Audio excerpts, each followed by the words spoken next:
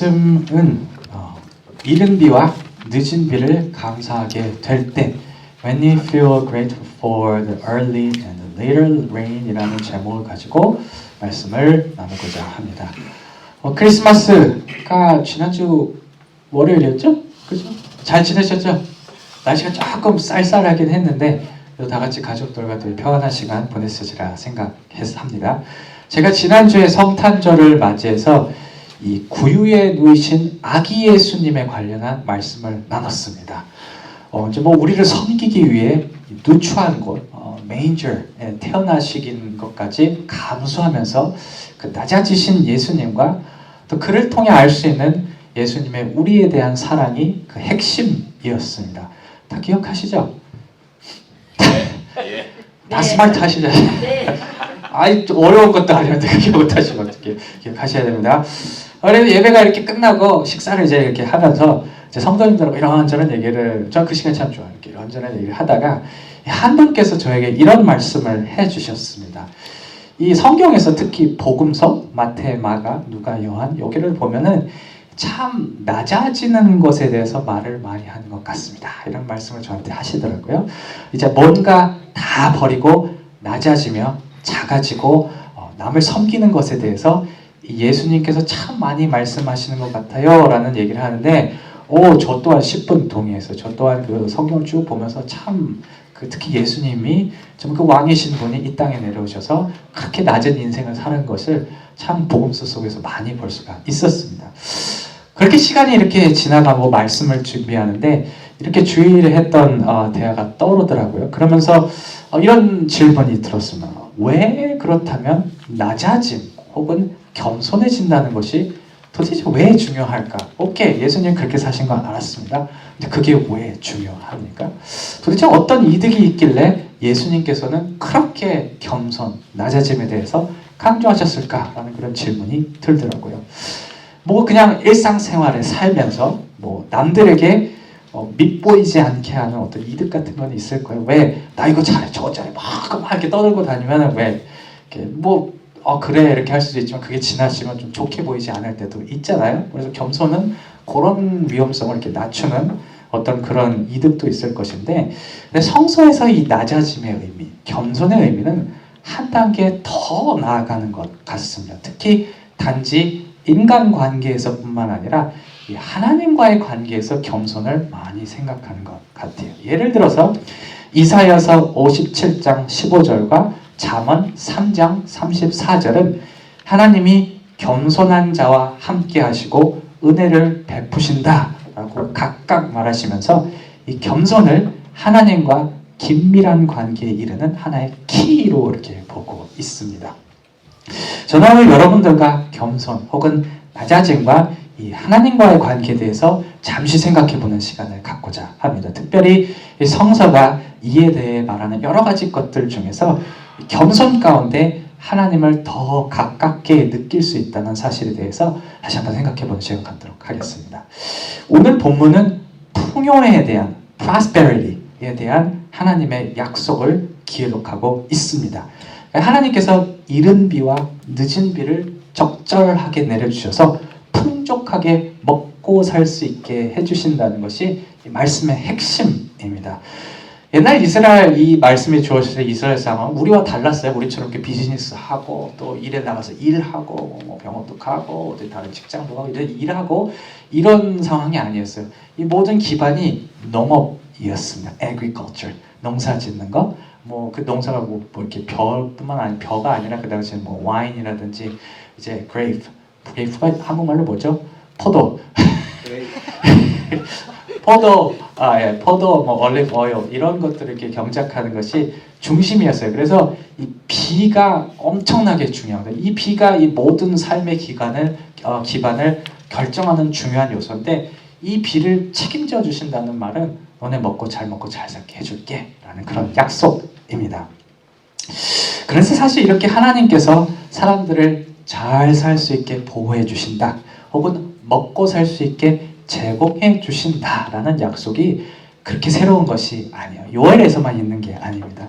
이스라엘을 이집트에서 꺼내내실 때부터 이스라엘이라는 나라가 가나안 땅에 세워지고 이어지는 내내 하나님께서 비슷한 약속을 많이 하셨어요.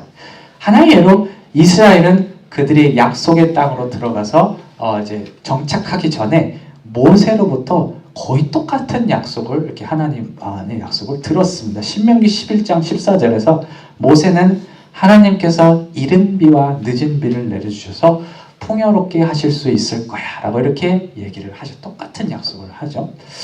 이렇게 오랜 기간 동안 주어졌던 동일한 약속 가운데서 이 요엘에서 등장하는 약속이 유달리 이스라엘에게 특별하게 다가왔을 것은 바로 이 약속이 주어진 시점에 있습니다. 본문의 상황 속에서 이스라엘 사람들이 되게 어려웠거든요. 자신의 나라도 다 망했고요. 심지어는 자연재해 때문에 먹고 사는 것도 보장되지 않는 그런 상황이었습니다.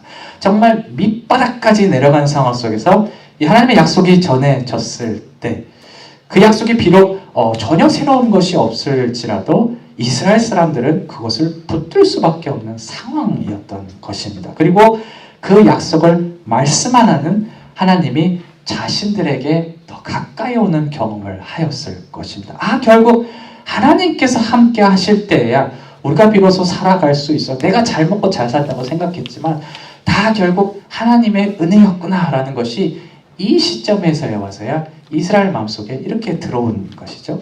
이런 추측이 가능한 것은 이 어려운 시기를 지난 이후에 이스라엘 사람들의 태도 때문입니다. 여러분, 여러분들 다 성경 많이 읽으시겠지만 이 신약 성서에서 예수님이 바리새인들하고 그렇게 많이 싸우신 거 아십니까? 예수님 되게 인자하신 분인데 유독 막 화를 낼 때가 있어요. 화를 낼 때가 누구냐면 유대인 지도자들, 이 바리새인들하고 얘기할 때 엄청나게 싸웠어요.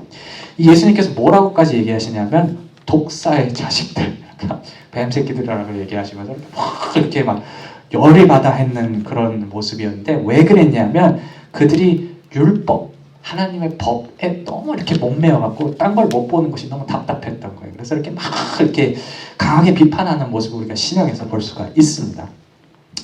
여러분, 그런데 이 유대인 지도자들이 왜 이렇게 율법에 목을 맸는지 아십니까? 왜 이렇게 하나님 말씀만 보고 그것만 지켜야 된다고 하신지 아십니까? 왜 그러냐면 그들이 정말 나라도 망하고 먹고 살 수 없는 것도 정말 해결할 수 없는 그런 정말 밑바닥까지 내려갔을 때 하나님의 능력이 없으면 내가 살 수 없다는 것을 뼛속 깊이까지 느꼈기 때문이에요. 그러니까 이 본문이 말하는 이른 비와 늦은 비를 내리시는 그 하나님의 능력이 이전과는 달리 그들이 어려울 때 마음속을 크게 이렇게 울렸기 때문에 이제 우리가 더 잘해야 되겠다. 우리가 하나님께 더 붙어야 되겠다는 마음으로 그렇게 살다 보니까 율법의 목을 매게 된 것입니다. 이 이스라엘의 변화가 우리에게 말하는 것은 바로 이것일 것입니다. 우리가 실제로 하나님과 그 능력을 더 깊이 인식하게 될 때는 우리가 낮아질 때라는 사실입니다. 우리가 어떤 한계에 부딪히고 내 삶이 곤두박질 칠 때 오히려 늦은 비를 내리시고 이른 비를 내리실 수 있는 하나님의 능력이 우리에게 더 가까이 다가온다라는 사실입니다. 우리가 막 잘나서 우리의 성공과 잘남을 내세울 때 보이지 않았던 그 하나님이 우리가 낮아지고 겸손했을 때 비록 보이게 되는 것입니다. 실제로 이스라엘의 역사가 그랬습니다. 자신이 부유하고 강할 때 하나님이 저 뒤로 밀려났거든요.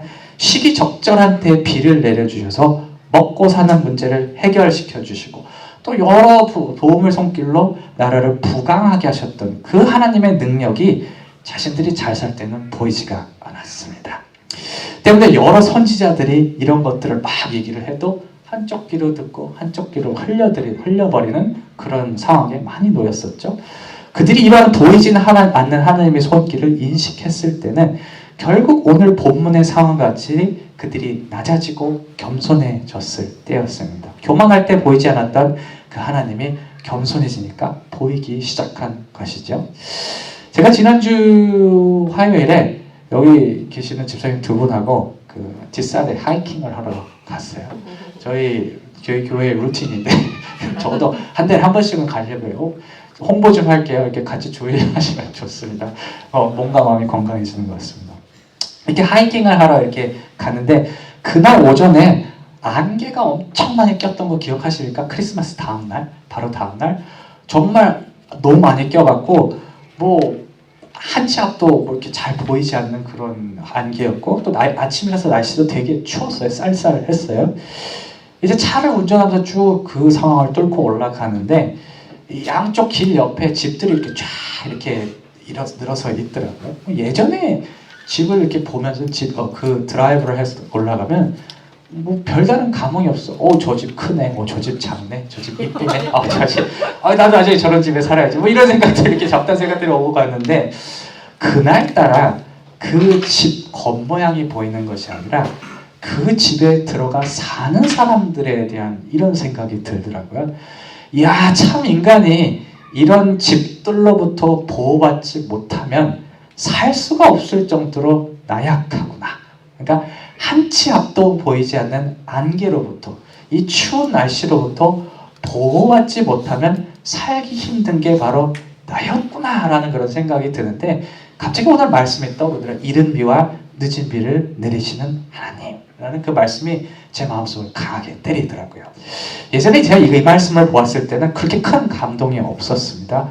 근데 운전을 하고 이렇게 가는 중에 이 말씀이 들어왔을 때 하나님의 능력이 새삼스럽게 중요하게 느껴지더라고요. 결국 자연의 한 부분도 제대로 감당하지는 못하는 내가 이렇게 지내올 수 있었던 것은 이 모든 것을 주관하시는 하나님의 능력 때문이었구나 하는 생각이 들더라고요. 이 자연의 취약함 앞에 제가 이렇게 낮아졌을 때 이 모든 것을 뒤에서 움직여 주시고 인도해 주시는 그런 하나님의 능력이 제 안에 이렇게 들어오는 그런 경험을 했습니다. 오늘이 2023년의 마지막 주일입니다. 아마 이 시점에서 이 다가올 새해에 대해서 여러 가지 계획을 세우고 계실 텐데 저는 오늘 이 자리에 비로소 이렇게 제안하는 것은 오늘 말씀을 토대로 한 두 가지 정도를 이 계획 속에 넣어보셨으면 좋겠어요. 하나는 겸손한 삶을 이루는 것입니다. 낮아지는 것이라는 건데 아니 새해 계획을 원대하게 세우고 막 그럴듯하게 세워야지 낮아지라고 하면 망하라는 겁니까? 이런 생각을 하시면 안 돼요. 제가 말하는 것은 뭐 사업, 인간관계 이런 게 아니라 하나님과의 관계에 대해서 좀 얘기를 하고 싶어요. 우리가 무엇인가 성공적으로 잘 해나간 것도 중요하지만 그 성공을 가능케 하셨던 그 하나님의 능력을 잊지 않는 한 해가 되었으면 좋겠습니다. 우리가 아무리 잘하고 해도 우리가 스스로 하지 못하는 부분이 있는 한계가 있는 존재임을 경험히 받아들이고 그 한계를 넘을 수 있도록 이른 비와 늦은 비를 내려주시는 하나님을 기억하는 한 해가 되었으면 해요. 우리가 그렇게 할 때 하나님을 가까이 두는 그런 한 해가 될 수 있을 것입니다. 내년 계획에 포함하시면 좋겠다고 생각하는 또 하나의 생각은 바로 우리가 낮아졌을 때 하나님을 찾는 것입니다. 이 내년 한 해를 보내면서 우리가 원하는 대로 계획이 풀려나갈 수도 있고 술술 잘 풀려나갈 때도 있지만 그렇지 못할 때도 분명히 있을 거예요. 뭔가 되지 않아서 정말 바닥까지 내려가는 경험들이 분명히 유쾌하지는 않지만 그럼에도 불구하고 그 바닥이 하나님과 가장 가까울 수 있다라는 이 본문이 우리에게 말하는 사실을 우리가 기억해야 하지 않을까 합니다. 그동안 한 귀로 듣고 한 귀로 흘려들었던 그 하나님의 능력이 우리 마음 안에 들어오고 절망 가운데서 소망을 갖게 할 수 있는 힘이 되는 자리가 바로 낮은 자리라는 사실을 우리가 내년 한 해 동안 기억했으면 좋겠습니다. 말씀을 마무리하면서 이 낮아짐에 대한 예수님의 말씀 한 가지를 나누고자 합니다. 예수님이 이런 말씀을 하신 적이 있어요. 무릇 자기를 높이는 자는 낮아지고 낮추는 자는 높아지라 라는 말씀을 하신 적이 있어요. 저는 이 말씀이 우리가 할 부분과 하나님이 해주실 부분을 언급해 주는 본문이라고 봅니다. 낮아지고 겸손해지는 것을 유지하는 것은 우리의 몫이고 그런 우리를 높여주는 것은 하나님의 역할이라는 것입니다. 저는 이것이 신앙의 참 묘미 중에 하나라고 생각을 해요.